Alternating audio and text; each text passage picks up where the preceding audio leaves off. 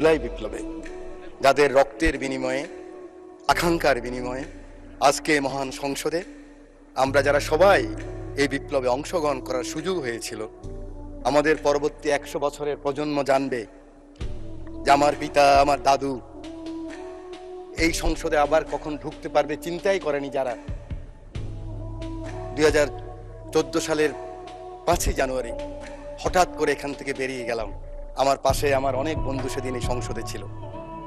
ওরা বলতে পারবে এরকম একটি বিপ্লবের মাধ্যমে যেখানে এই সংসদ ভবনের লুকিয়ে আছে শুনে প্রত্যেকটি রুম ভেঙে ফেলেছে, কোটি কোটি অর্থ টাকা এই সংসদ ভবনে পেয়েছে, গণভবনের ইট নিয়ে গিয়েছে। এটা বিএনপির লোকেরা নেয় নাই, জমাতের লোকেরা নেয় নাই, এটা ফাইয়াজের মারা নেন নাই, আকরামের মারা নেন নাই, আবু সাইদের আম্মা নেন নাই।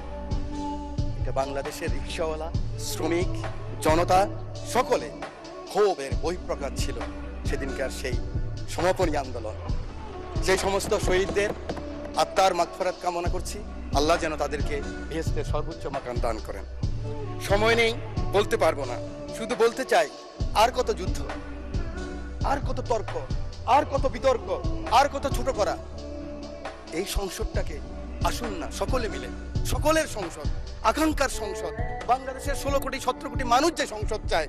আমি এখানে যত কথাই বলি, আমি মনে করি আপনাকে ঘায়েল করেছি, আপনি মনে করেন আমাকে ঘায়েল করেছেন, কিন্তু বাংলার কৃষক, বাংলার শ্রমিক, বাংলার জেলে সে কিন্তু বোঝে আমার কথা সঠিক না আপনার কথা সঠিক। আমার মহাসচিব মহোদয় এখানে বসা আছেন, আমার মহাসচিব মহোদয়কে হেলমেট পরাই নিয়ে গেছি, নাম বলতে পারলাম না, একজন সেনাবাহিনীর প্রধানের সাথে মিটিং করার জন্য আজকের কৃষিমন্ত্রীর বাসায়। কারণ ওটা বেশি দিন নয়, 23 সালের কথা বলছি।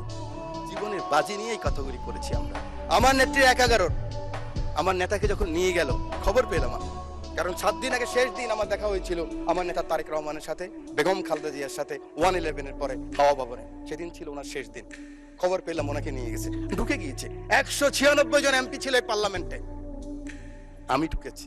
আমার নেত্রীকে দেখেছি একজন মা, তার সন্তানের জন্য কি আকুতি, কি কান্না, কি বেদনা বিধুর আমি দেখেছি।